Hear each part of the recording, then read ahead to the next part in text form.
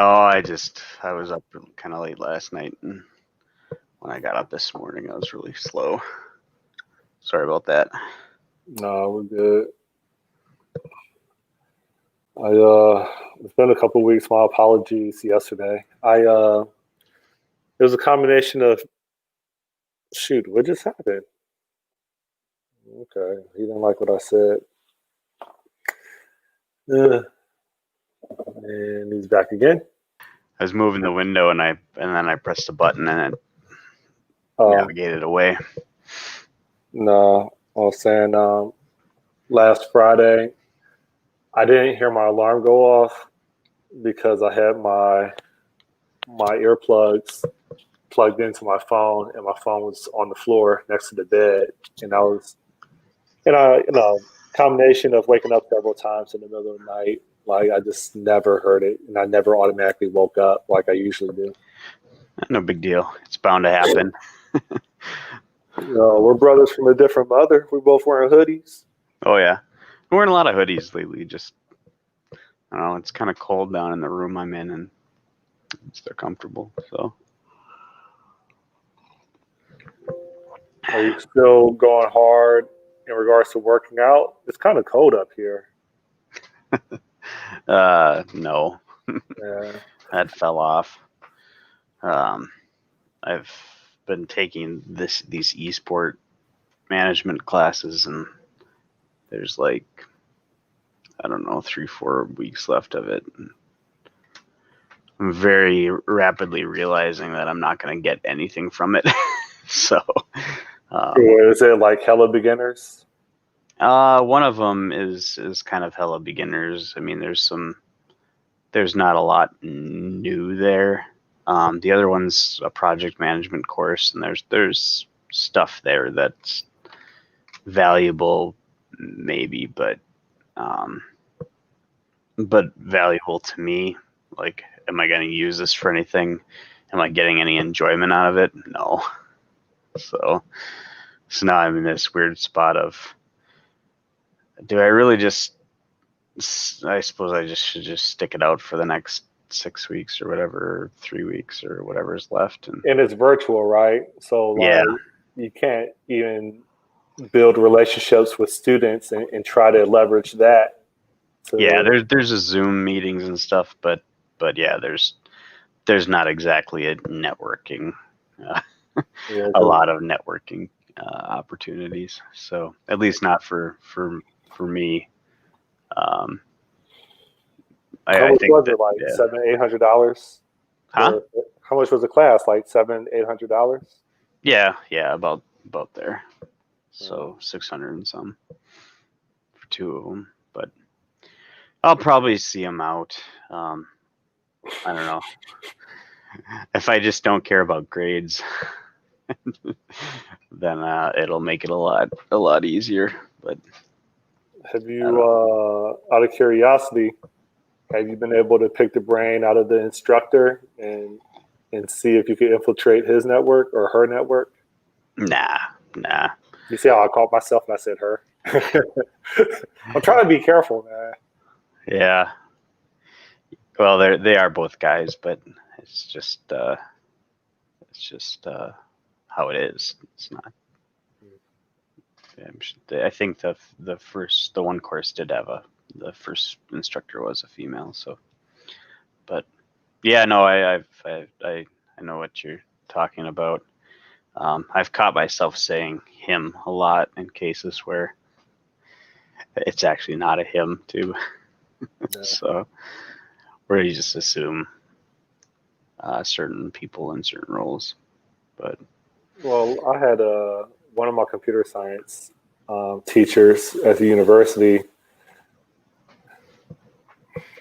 You can see I'm trying to be careful. Was transgender, and that's before I knew. That's before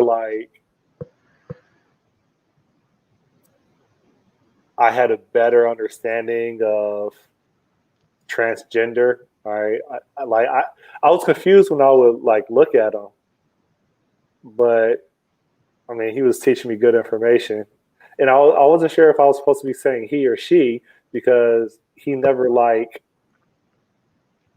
demanded a certain what do you call it, prefix or whatever, Pronoun.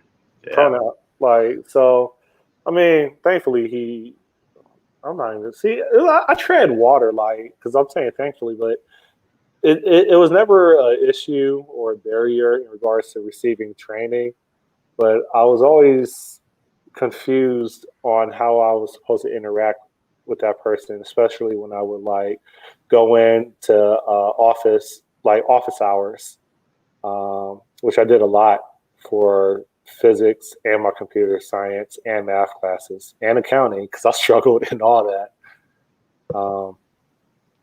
Yeah, why did I bring this up? Trying to be careful about not assuming gender. So Yeah. In dealing with people, it's it's hard to not just say he or she or him or her or whatever. But I don't know. I think language kind of evolves naturally, and if you give people the chance and you say, "Oh, I'm a whatever," and people correct themselves or change, what they're saying. I don't know. We make such a big deal out of it. I don't know. well, do we? I don't know why. I think it's important. I think the more you try to assume a stereotype and the more you verbalize it with others, the more you're kind of indoctrinate or contributing to the indoctrination of what people believe and don't believe they can aspire to, right? And so would you or I still use that same type of assumption or verbiage in front of school children, in which half of them are girls? And the answer is, I don't want to do that because I want more women in the tech industry. I do. Yeah, but the thing is it's like you have to constantly be monitoring that stuff, and then what you're suggesting is that every traditionally role where there's a traditional sex, that's dominating it, you have to be conscious to use the other pronoun. It's exhausting, is what it is. Well, I think I understand, but it wasn't traditional. Traditional, I interpret I look at things like, oh, sorry, go ahead. No, I was going to say traditional. The way I interpret it was this is the way that it's always been, but during the 50s, 60s, and maybe even 70s, it wasn't. Women were programmers. Yeah, I'm not saying that they're not, and I'm just suggesting that watching the language about it, specifically about pronouns, is the hard thing, and it's exhausting to do, and it's a little, it feels forced. Just to say, like, do you do the same thing with nurses and kindergarten teachers or grade school teachers? Do you do the same thing with garbage people, in terms of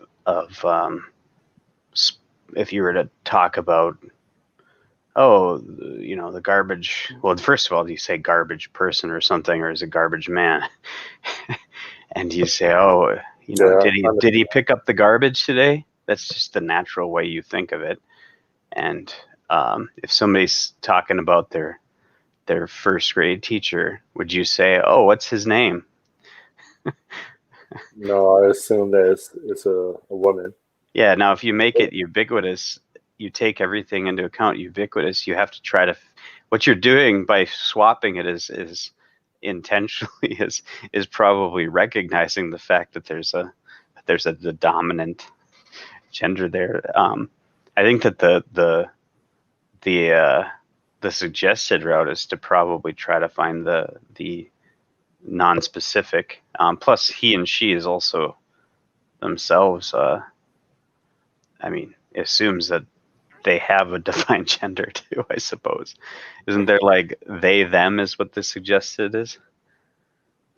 I don't know. I know, like the Spanish language, is tightly coupled. Like their verbs are tightly coupled. Well, I think verbs and nouns. I could be wrong. Um, are tightly coupled to gender. So I can only imagine the conversations that are had with transgender and like and school children trying to learn that. Like, but Yeah. The thing is, I think that, stuff will naturally evolve, and I don't know that using, you know, making a point to use she instead of he. I don't know. Like I said, it's exhausting. I could see the trying to use neutral terms, and making a point of doing that, because that actually, that just takes the question completely out of it. But, I get it, and maybe yeah. I'm beating a dead horse. I just know how annoying it could be when people assume a role. So, like when I'm in college, I know how annoying it is when people assume that I must play basketball, and that's the reason why I'm in college. Right? It can't be, I'm in a STEM program. It has to be that I need to entertain other people, and that's my purpose for being in college. So it's destructive, I think, and I don't want to contribute to that, especially when I would go through that frustration of what people perceived my role is for school or for occupation, and I think it's just counterproductive, and I don't want to contribute towards that. Yeah. It just reminds me of something it's an odd observation, but do you ever watch um oh gosh, what's that show called? Ren and Stimpy. No, Curb Your Enthusiasm at all? So there's this guy that shows up, I think his name is Leon or whatever, and he's having trouble, with people not taking him seriously or whatnot, and the main character suggests that he wears, and he's black, and the main character suggests he put glasses on, and that the glasses would change everything. And so he does, and then suddenly everyone's, and I just thought about when you said that, in in college people assumed you were there for that, but I wonder if you were wearing glasses, if that would have completely changed the dynamic. Just that tiny little token of I don't know what it is, but Probably. there is like a weird phenomenon, like, that people get taken differently with glasses on, and like Martin Luther King, for instance, he didn't need glasses, but he wore them anyways for that exact reason. So sorry, I was just thinking that when you were saying that, I wonder if you had worn glasses during college, would anybody have said, "Oh, he must be here for basketball"? Why is it Dr. Martin Luther King? Did he actually like achieve a PhD? I don't know.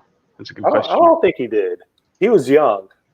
Like I don't think he, especially in the South with Jim Crow. I really doubt if the South let him get a doctorate, like authentically. It may be an honorary.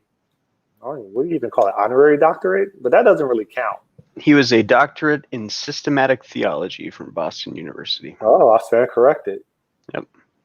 I didn't know you could be a doctor in religion, but okay. Well, yeah. Well, it's theology isn't necessarily religion, but I'm sure it was Study up, theology. right? Huh? Study up, right? Study of religions. Yeah. Yeah. But I'm sure it was probably Christian focused, but maybe not. I stand corrected. He went to an institution and he got it. So, yeah.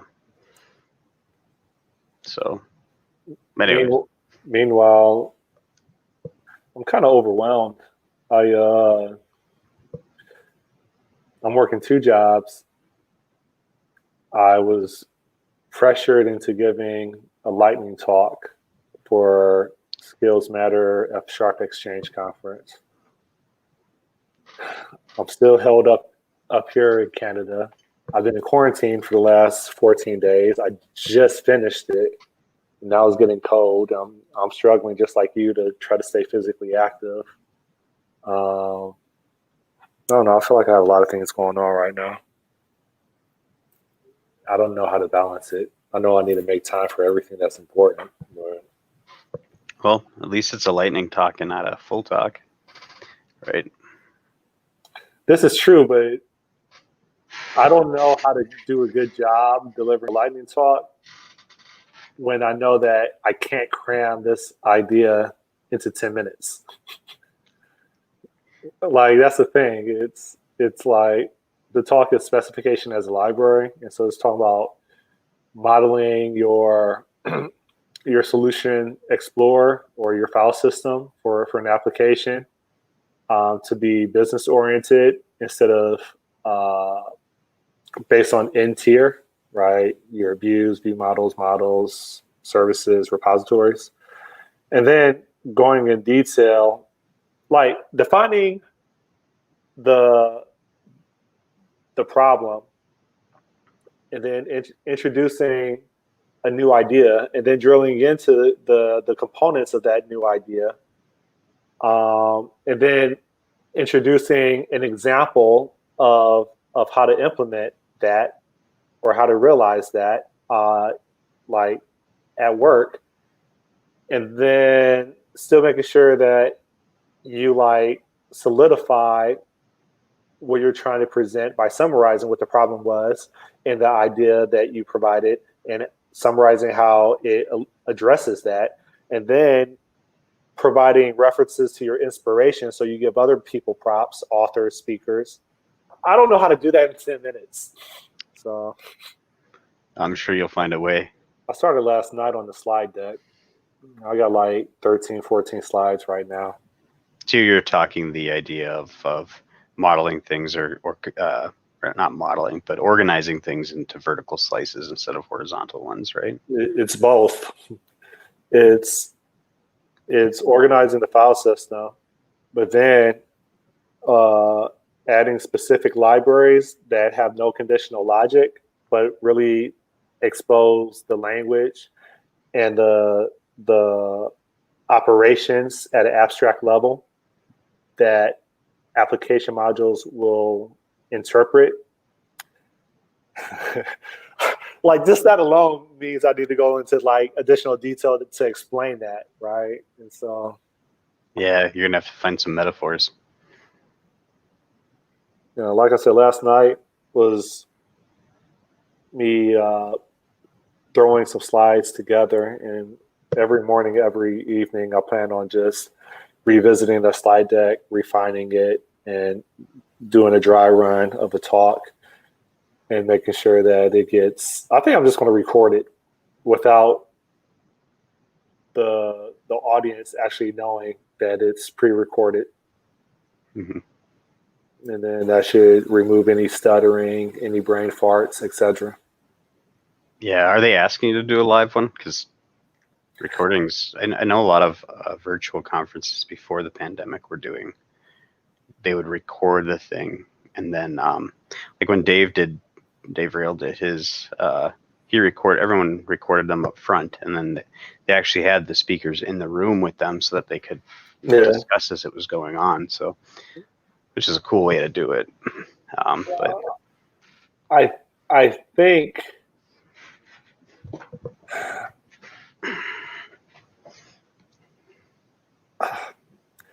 I think they would appreciate a recorded one as a backup.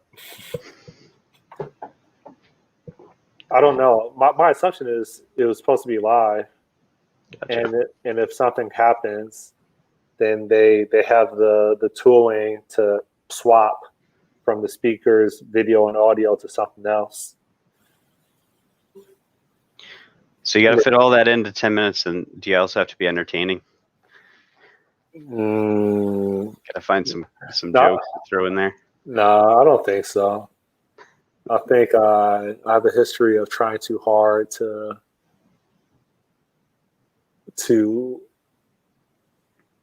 create a character for an audience, and it hasn't really worked for me. So I'm just going to focus on sharing information and helping versus trying to be a Eddie Murphy or some type of character for an acting role. Cool. You working on your project at all? Or is it dead?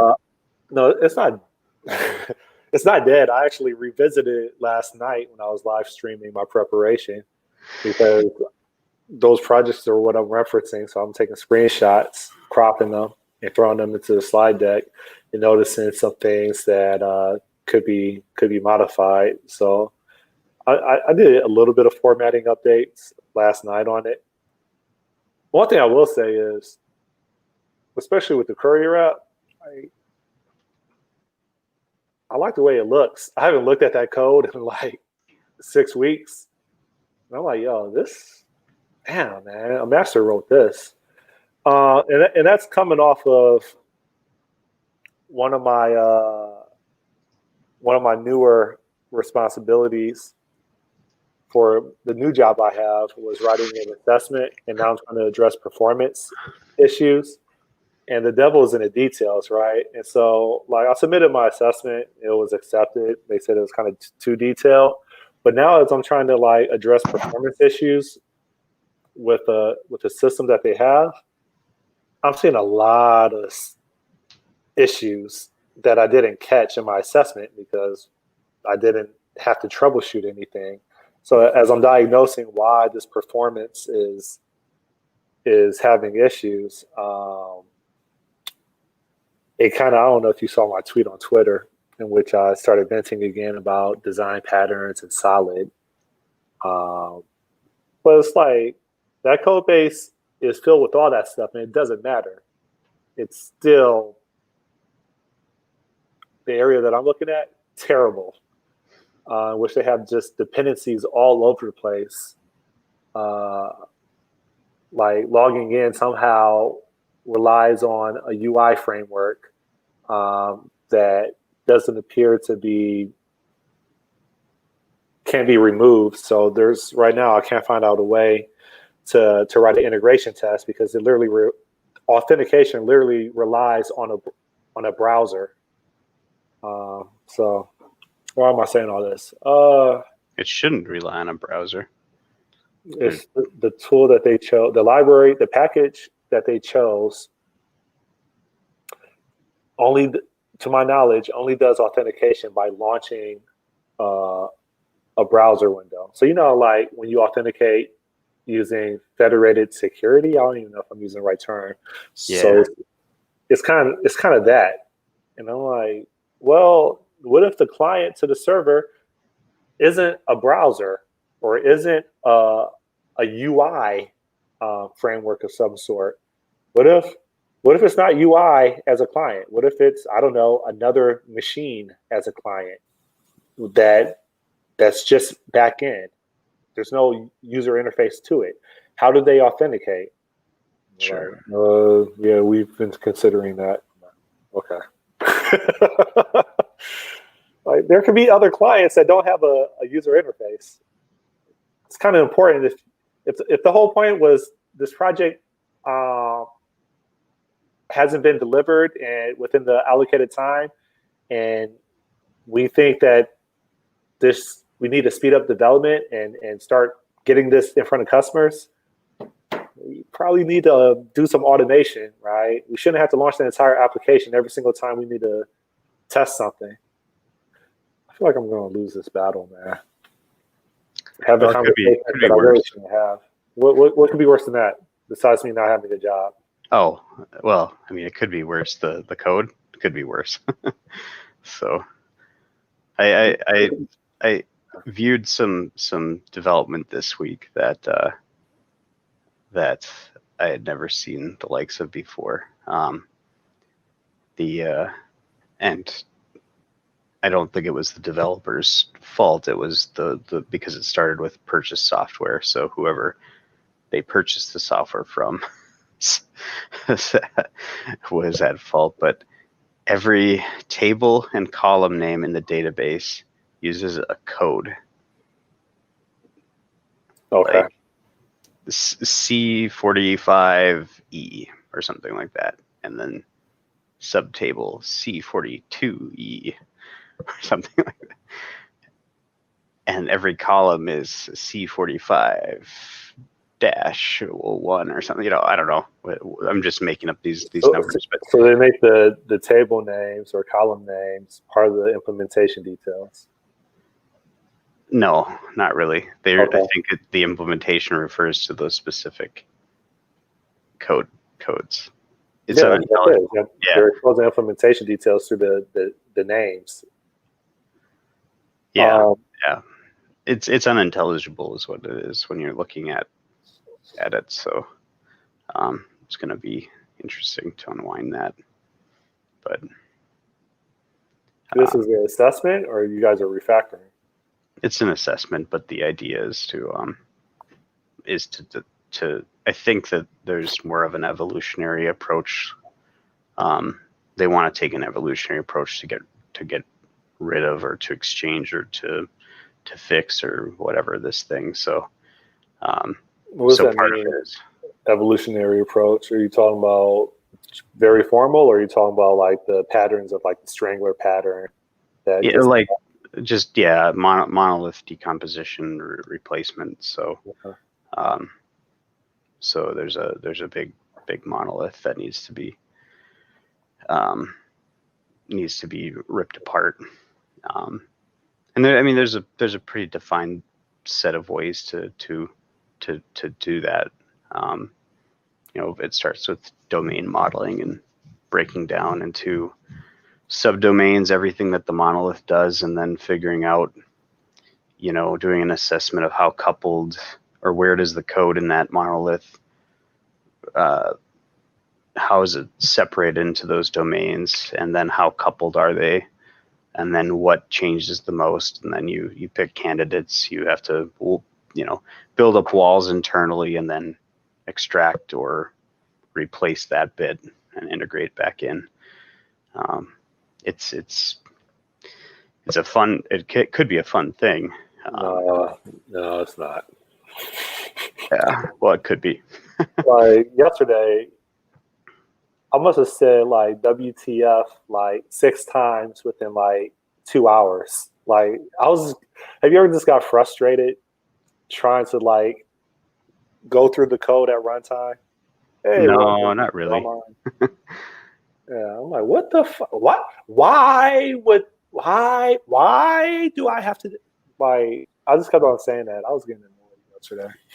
Yeah, you just have to remember that at the time, that the developer was probably doing the best that they thought they could do, based on what they knew at the time and the constraints of it. And very, very few developers actually sit there and go, I'm going to make this as obscure as possible so that my job is secure.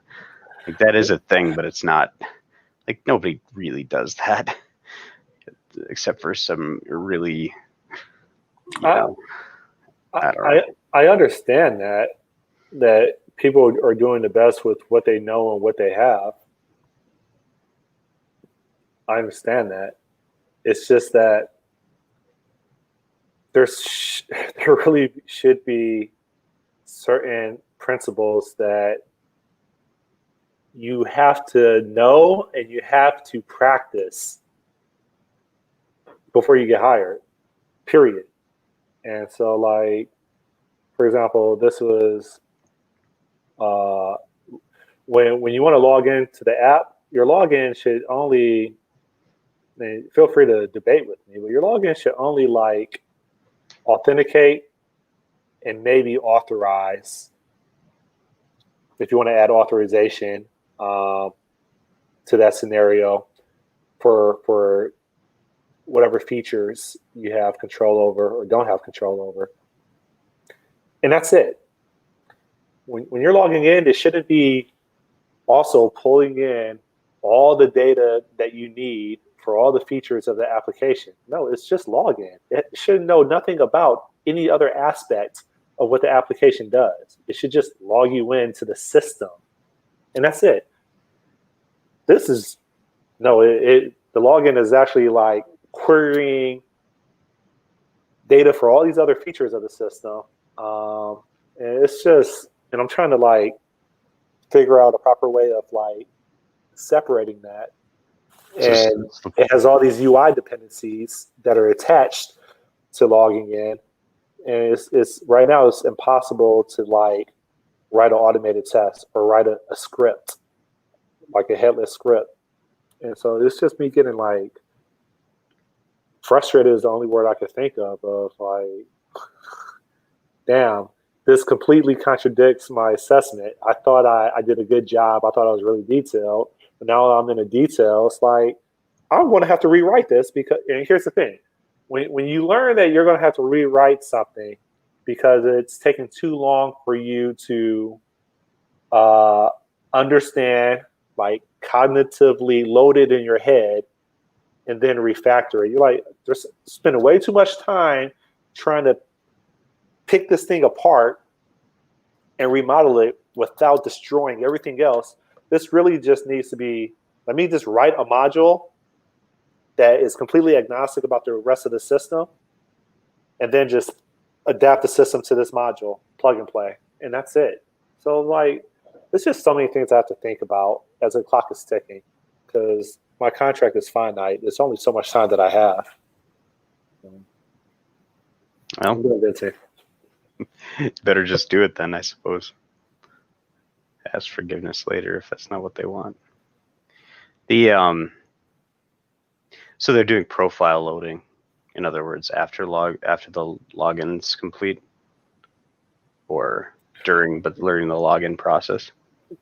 So authenticate, grab stuff. Yeah, load. I didn't know that. I didn't know it had a formal name, but yeah. I mean, it's like it's in the same file. Like it. I didn't expect that to be part of the login component. Gotcha. And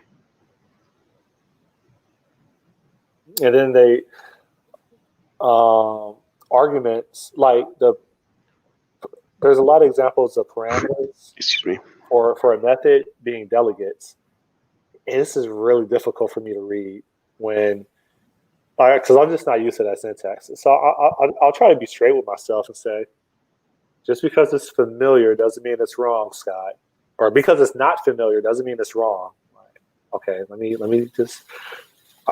I wouldn't do it this way, but like it's just they're literally like just writing blocks of code, injecting it as arguments, and it's just hard to follow. And so like that is an example of people trying to be clever, and it's just the purpose of a programming language, especially at a higher level, is to understand it and for it to describe reasonably well what's being done. And it's just not the case right now. You get fired if they ever see this video. The last developer probably was on a ticking time clock. It said, I really just have to get this done. So I'm going to do it this way. Well, expedient. I'm sure there's a lot of excuses. Mm-hmm. Using delegates as arguments, using several delegates for different arguments for a method. Why don't you just use a functional programming language? Like, it reads a whole lot easier. Are they typing them? Like, do they get typed, the functions, the delegates, or are they using they're using actions or funcs? They're using actions. Okay. Because I mean, I've passed delegates before like that, because you find a piece of code that's reusable, except for this one little bit, so you just inject that little bit of code. But maybe if it requires just one parameter. Well, I'm talking about like 2-3 different parameters. They're all delegates. Yeah. Yeah, I guess it depends on if there's again, if it's a particular flow. I mean, you could extract that into a class, but if you have, like, I've used it for for a real quick HTTP call, like I've had like specific, well, maybe not HTTP. It's like if you're like, okay, here's this exact sequence of events that needs to occur, and it needs to occur for 5 different instances, but each one has different plugs into those spots. I mean, it can make sense to do it like that. If it's a one-liner, then that's fine. But these aren't one-liners for each implementation of a delegate. It's not. They're like averaging 4 lines of code, and it's just hard to follow. And I'm like, hairline's receding because of it, man.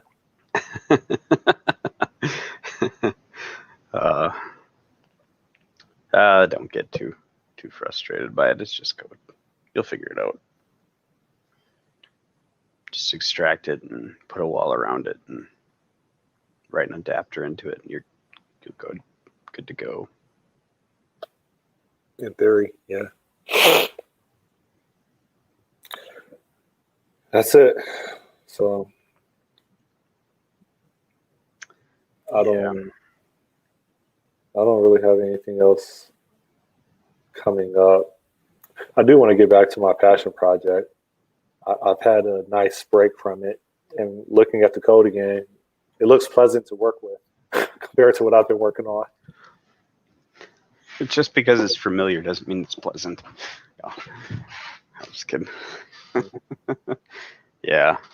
So I had tried to participate in the Ludum Dare last week, and I wasn't super.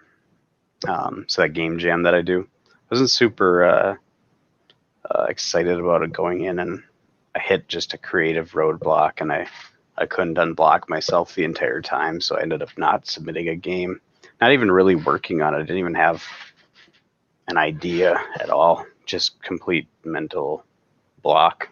Like, I don't want to do this. So, which kind of sucked. Sounds like you don't want to be a programmer anymore.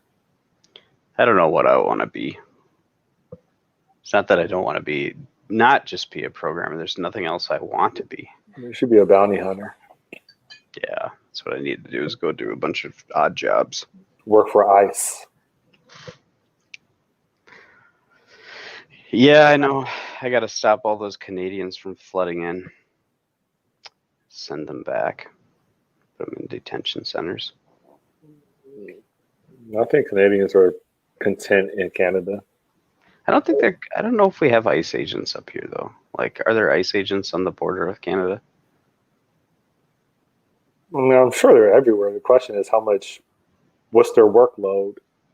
Yeah, because we have Border Patrol, but I don't know if we have dedicated ICE people up here.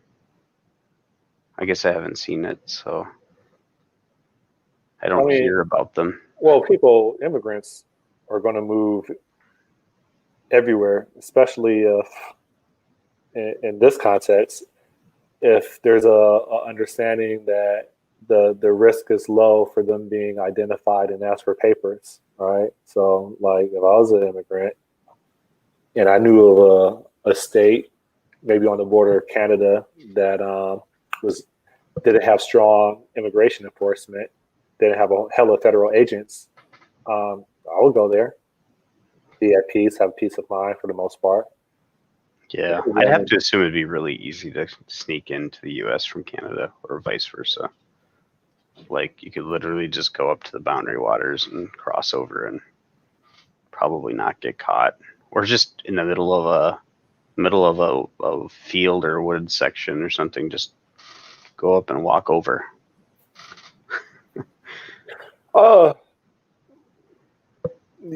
Yeah. I'm not sure if it would just be a field. If it's just a field, they probably have cameras and sensors. On the Canadian border? No, I don't think so. I wonder how Area 51 is set up.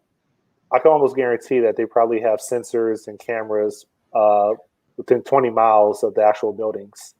Yeah. I should try up to the Canadian border next time I'm up there. You should make sure you have drugs on you too. No, I would say that I would assume that you're probably, if you're going to do that, from Canada to US, you probably are going to have to go through a forest. And then you just Well, have, yeah, but that's not exactly super difficult if you've when you get chased by, I mean, a grizzly bear, it is. no, there's no grizzly bears here. There's no grizzly bears in Minnesota? Canada. No, in Minnesota or on the Canadian border? No. Oh, that's in Alaska? Yeah, I think so. Or over different sections. We have, I mean, black bears, but yeah, those have to be dangerous, right? Because they're black. nah, they're not really dangerous. Actually, the video I watched. So, like, when you go to the Boundary Waters, you watch. There's this video they had to watch, and it's like, if a bear enters your camp, just get pots and pans and go like this, bang, bang, bang, and they'll just go away. It's possible. Yeah, bears are really timid. They don't like noise. They don't want to be around, but they have extremely good sense of smell, and they can get into pretty much anything. So, well, okay. The biggest threat then would be wolves. You won't survive wolves. You won't survive any pack hunters.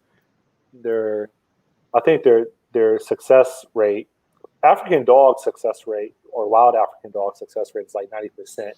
I would imagine it would have to be similar. Of course, those are like 20 dogs. I'm not sure how many wolves are in the pack.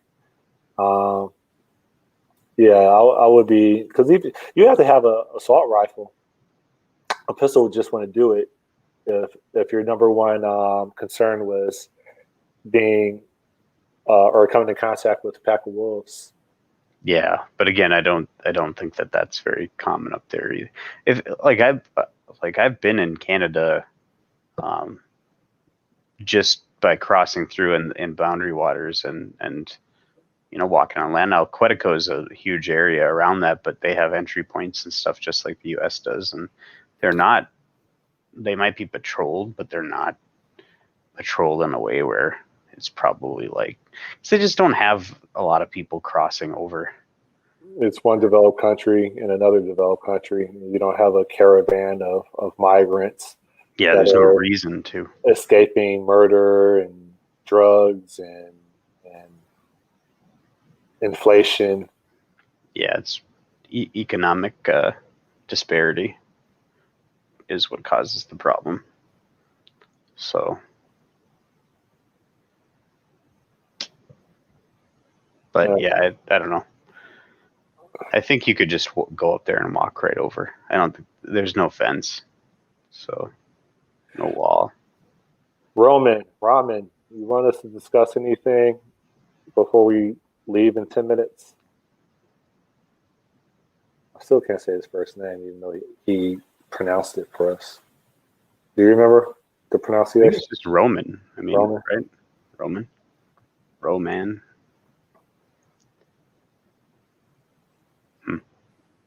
You have any plans for this weekend?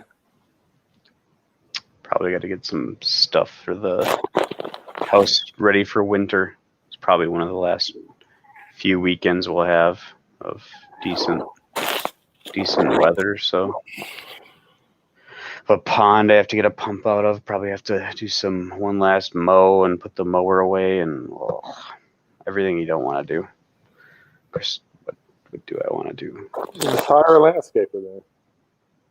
We hire someone to come and pick up the leaves because it's freaking nuts. And it's expensive to do that, but it's like, well, I could spend 4 hours of my time every weekend in the fall until it snows, basically, to get leaves, and then once again in the spring. Or I could pay someone $500 to come and suck them up. Once they charge that much?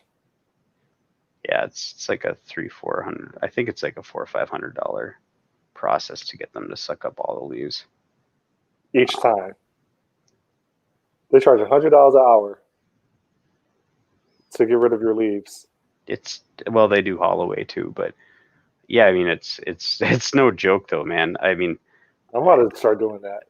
Yeah, well, it's seasonal though too, but they do other lawn stuff. We've had them do some stuff for us, but yeah, I mean, like the first few years I tried to do it, and like I've tried blowing it, and you end up with a wall of leaves like this tall, and I suppose you can't see them on the camera, but you end up with a wall of leaves that you're trying to push, and then I push them back into the woods, and then it basically becomes this giant wall of leaves, and the leaves just start piling up from year to year over each other into this big. It's unmanageable. So here's the question: if you don't do it, does the city like cite you for it? No, I don't live in the city. Then why do it? Oh, because Or they're does everywhere. the township, whatever you want to call it, like what's the point of doing? Let nature take its course. Like why are you doing it? Because because you have value goes down and neighbors complain. Well, yeah, that would happen, but the lawn and just stuff gets covered, and then the leaves are ugly to look at, and they're covered, or the ground gets covered, so like the lawn dies, and it's gonna die because it's winter. Yeah, but then they're still there in the spring. They don't go away in the winter. I would just do it one time then, every spring. Yeah, well then they're all wet. We do pay them to come back and in the spring because our leaves. We have maples that drop really quick, like those. If it was just maples out there, I could probably do it once. But these oaks that we have, like they hold on to half their leaves until the spring, and then they'll do a second drop, and so the ground gets covered, and it's just disgusting. And we have acorns everywhere, so I don't know. It's expensive, but it's completely worth it. I've burned leaves a few times too, thinking like, okay, now I've got them all, and then a week later, it's like being on a treadmill. Like you go out there, you spend 4 or 5 hours getting all these leaves cleaned up or off or burned or whatever, and then in 3 days, the entire ground looks like what it was 3 days ago. Yeah. Before you did it, and it's annoying. So I'm from Ohio, so yeah. The difference is my parents had us do all that. So you should put your children to work. I'm sure they'll do some of it when the time comes, but it's just so much easier. Take advantage of child labor right now. So, yeah. Well, I suppose, yeah. I have wanted to work on a coding project though. I want to. I just what to work on is always the problem. So learn Elixir. The thing is I don't want to just learn a technology. I just want to make something. I don't want to like I'm not into technology for its sake anymore. Yeah, magic leaf eating unicorn. I should I wonder if you could buy like some goats to eat leaves. Like what eats leaves? What's leaves' natural predator? They're dead. I don't think No. She said predator. I don't know vegetation had predators. Yes, just one-sided. I mean, except for Venus flytraps. Squirrels use leaves to build nests, so you can trap a whole bunch of squirrels and isolate them in your yard, and then they could start building nests up in the trees. Yeah, we've got the food supplies is only so much. So I mean, there's a lot of acorns, but beavers too. Yeah. I don't think beavers use leaves. They use whole trees. Well, though. Sticks and leaves. I thought, right? They don't use leaves. They might use leaves. I don't. I guess I've never seen leaves in a dam before, but maybe maybe they use them down. Or maybe the branches have leaves on them when they're building their nest. Yeah, it could be. Because they eat the bark off of stuff, and I don't know. Beavers are the most interesting creature. Have you gone through beaver dams before? I don't know the difference between a beaver and an otter. I don't know the difference. Like, there's a trail down the road from me, and I see a nest on the ground. I'm pretty confident it's not an alligator nest since I'm up north. So I assume it's a beaver nest. I don't know why. Is it a bunch of, I mean, beaver dams and beaver mounds are like, they're complex architect. I mean, it's just so weird that this rodent knows to go and chop down and collect wood and produce these giant mounds, and then to dam off streams and rivers so that they can actually go out and like fish and get stuff. They're just, I didn't know that they did all that. man, beavers are nuts. Like because we went down. I mean, when you're going through the boundary waters on these trips, you go through beaver dams, and it's just like you see these giant mounds, and then you come to the point in the river, and the entire river all the way across is filled with trees and stuff to the point where it's actually dammed it up. Like how these beavers Oh, evolved so to they know how to do terraform. this stuff. Yeah, well they do. They change the flow of the river. They change the geography to make it habitable for them, or more conducive to their survival. It's just, and then those teeth, like they chop down these massive trees and they take bark off of all this stuff. It's crazy, man. Like I don't know, beavers are just, I don't know how they could have evolved to like, I don't know how a rodent could have evolved to be like okay, I'm gonna build a mound, and then I'm gonna put these trees on it. Then I'm gonna dam up the river. And the beavers that were more successful at damming up the river were the ones that survived the like it's just Yeah. oof. Well, I mean, can you use the same? Can you use the same argument for bees and their beehives, or ants and their ant farms, or no? The You mean the drone nature of the whole thing and the collective, the call it, The engineering of like you talk about the engineering of beavers, and these aren't human beings, but they're yeah. terraforming their environment. Uh, like you can use the same argument about these basic insects, right? Oh Where like yeah. instinctively, I mean, their brain is like probably a droplet of liquid, and yet they automatically go into this cyborg mode of just worker. I don't know. Yeah.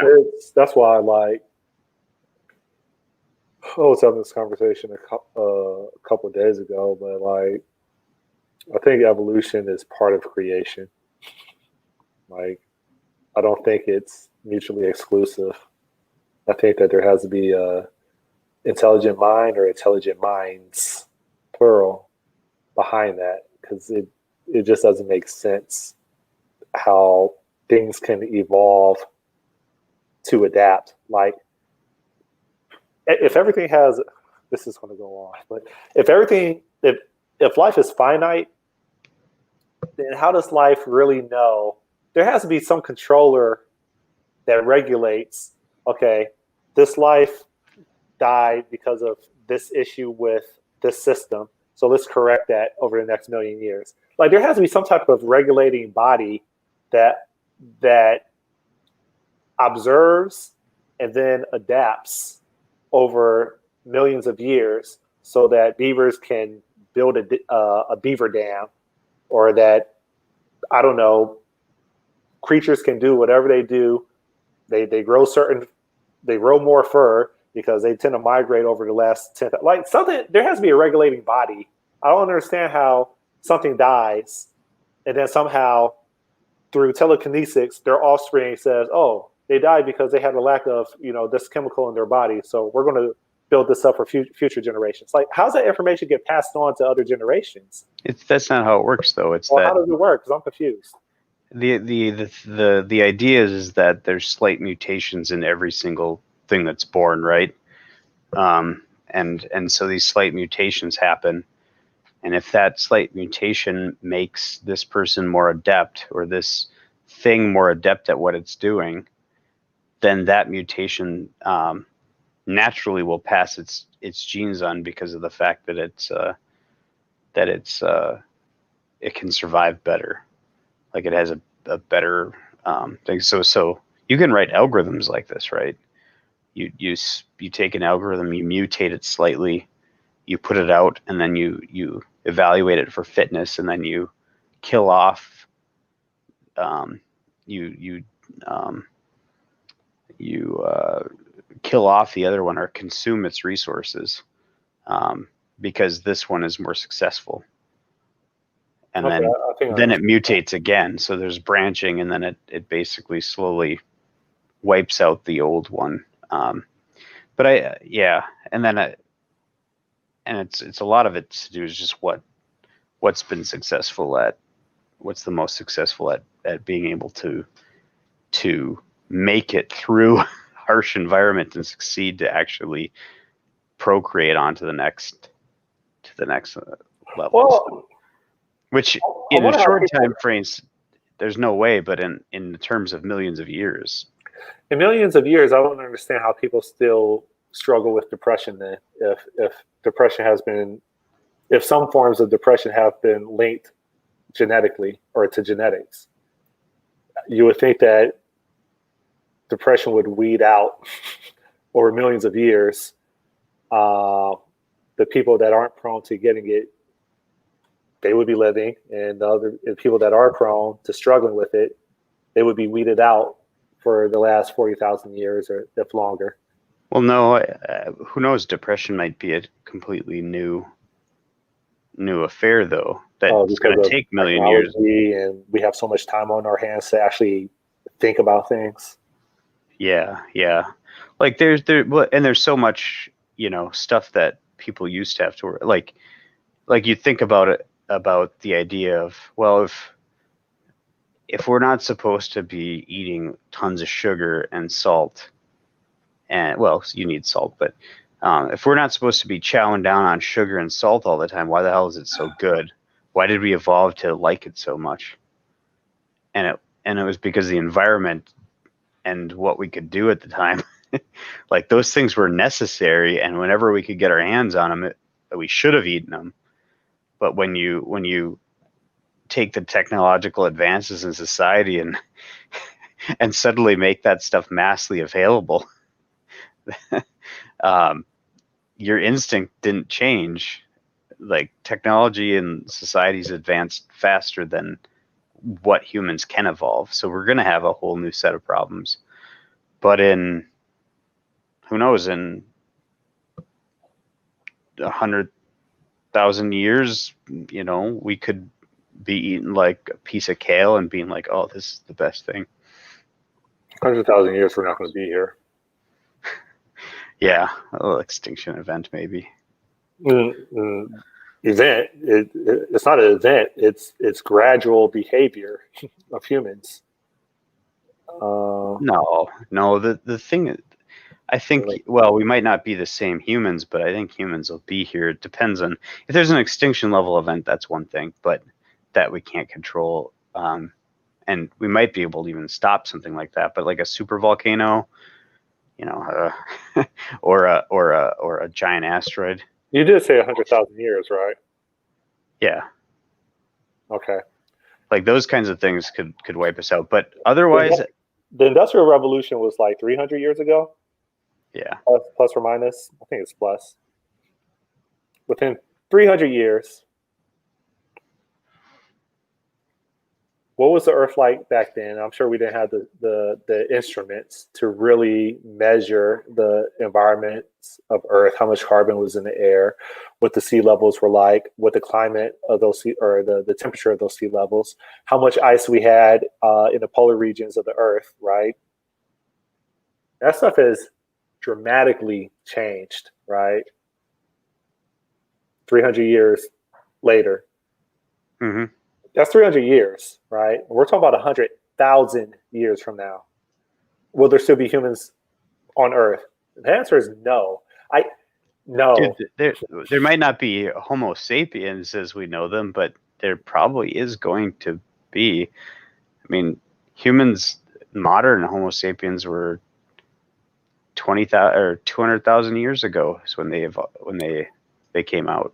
Yeah, but my argument is that Earth had conditions for those type of complex creatures to thrive, right? When you're killing off a third of the life forms on Earth 100,000 years from now, like and the temperatures are rising, and the sea levels are rising, and the deserts are expanding, like this earth is not going to be conducive for life at all. At all. Like, and that's my argument. My argument is I don't think it's possible it could be a cataclysmic event. But my argument is it doesn't have to be a cataclysmic event as a one-time thing. It could be the gradual behavior of human beings that are terraforming the earth in a bad way so that it's unlivable. And that's my argument. Humans are adaptable, though. I mean, that's the thing, is that if there's less oxygen in the air over the course of 100,000 years, we'll get used to just breathing less air. If it gets hotter, we'll either find a way to cool us, which we already have, or we'll start to accommodate hotter weather. It's just the way it's going to go. You're assuming that the way that we are right now is how we will be and forever be, but we evolve very quickly. If you look at it, like, humans were never this as tall as we are right now. For instance, they never lived as long as we do right now. And the thing is that people will, if that stuff happens, people plant trees. They will plant trees. They will plant other things. I mean, there will be probably famine in certain areas, but that doesn't mean the species is going to die out. How many people are on Earth right now? 7 billion. All right, let's say 7 billion. How many wars are going on right now? How many earthquakes completely destroy areas where they're unlivable? What's the probability of another nuke going off, regardless of if it's by war or by accident, that makes another area, Chernobyl, unlivable? Right? There's so many things that will happen. Right? Based on the probability, it will happen within the next 100,000 years, with a finite area to live on that's habitable, with finite land that's farmable, right? The rainforest is not going to be the rainforest anymore in regards to South America. We're still losing hella trees in other places of the earth. As long as resources are deplenished at the rate that it's being deplenished, as long as there's going to be oil spills that completely destroy wildlife so that waters and rivers become unfishable, there's going to be wars, there's going to be people destroying each other, and there's just going to be chaos. Over the next 100,000 years, as much as we adapt, I think we're literally going to destroy ourselves in multiple ways, from destroying our literal environment here on Earth to destroying each other because of trying to fight for resources so that we could sustain ourselves. It's all tribal. Race, religion, allegiance to nation. Like, within the next 100,000 years, with 7 billion people on this planet right now, I can't see us still being here. I really can't. Yeah, you're saying as we are right now. Sorry, I had to wave goodbye to my daughter quick. As they are right now, for sure. But the thing is what we're saying is that humans will retract, right? They're not going to be in potentially the numbers they are, but that still doesn't mean the species is going to die out. Well, yeah, the species can colonize outside of Earth. No, even in Earth. On Earth. Yeah, I think on Earth it'll be just fine. It'll be just fine. If wars and people, the thing is, if stuff like that happens, people die out, then the vegetation's going to overtake again and stuff's going to come back. If there is a huge event where so the thing is that this stuff happens gradually. It's not going to be an all in one time thing. And mass extinction events are I think the only thing that could wipe us out at this point. And that's sudden mass extinction, not gradual. There's no gradual, because we can adapt at the rate that the planet changes. So, okay. Out of curiosity, are hurricanes increasing within the last 10 years or 20 years? Like, have the amount of hurricanes increased within the last 20 years compared to 100 years ago or even 50 years ago? Probably not. But even if they have, how much more hurricane-proof windows are there now? That's not what I was alluding to. What I was alluding to is the more natural disasters occur, the more areas that aren't habitable, right? And so you can say the same thing about earthquakes. You say the same thing about a lot of things. And so my argument is, there's a number of factors that contribute to 100,000 years from now, humans not being on this earth. It's not, oh, woe is we, we're destroying our planet. I'm saying woe is we, where we're increasing the temperature on Earth, where we're increasing, as a result, we're increasing the sea level, where we're adding more and more unbreathable air, we're depleting the rainforest. There's going to be wars over the resources that are getting smaller and smaller, and there's going to be more natural disasters or events that happen as a result, loosely coupled to what we're already doing. And it's going to be so many butterfly effects that within 100,000 years, it just won't be sustainable. We're going to keep hiring this is me being racist. We're going to keep hiring elderly white men to make policies for the entire world that they don't have to be held accountable for within the next 15 years. And it's just a culmination, man. It's not sustainable. So. Okay. But think about it. You get to the point where there's the last person on Earth, the very last person on Earth, because of all this has happened. What does the rest of the Earth look like? I mean, it'd have to be a pretty barren wasteland. Rodents and roaches. That's food. They need food. You'd have to literally get to the point where there is absolutely no vegetation that's evolved to match the state. None that's edible. And people, you'd have to get to the point where literally you'd have to irradiate the entire Earth. That's a mass extinction event. Yeah, it could be. Like nukes are probably the only human way that we could do a mass extinction event. But just because the temperatures are rising and all that, the thing is humans are super adaptable. Ozone layer, so we all be wearing long sleeves. Yeah, we'd be wearing long sleeves. The plants that can survive better in those kind of environments will. And the thing is that I don't think you need to have. I think people will naturally evolve to, and we like green. People like green. It's a misnomer to say that we don't. And I think the evolution will be towards combining nature and living within it as time goes on.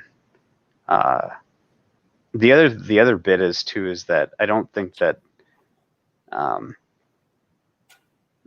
don't see that there will be never-ending growth in the human numbers. I mean, it's supposed to work that way, but if you look at like the U.S. or Japan or some of these countries, like people are starting to stop procreating. Like they're just they're not trying to have kids in some environments. Like things are contracting in some countries and while expanding in others. So. I think it'll eventually reach an equilibrium. Oh, I hope you're right, but in 100,000 years, I'm gonna tell you you're wrong. So I'm gonna have my body frozen and then resurrected through cryogenics. So yeah, we just need to write like a blog post on Facebook that has our opinions, and then date it to be released in 100,000 years, and so we know Facebook will still be around. Surprises still here. Well, it's been real. You raised the hair on my skin, but it's fun. Enjoy your weekend, Roman. I forgive you, traitor, and that's it. So yeah, I think Roman's got it right. There'll be corrective actions to bring down our numbers. But it won't cause us to go extinct, barring a major extinction event. Okay. On that note, thanks for doing this. We won't be here in 100,000 years to judge you, I guess. I don't know. He's saying he doesn't believe in reincarnation. Oh. Well, neither do I. Alrighty. All right. See ya. Bye. See ya. Bye.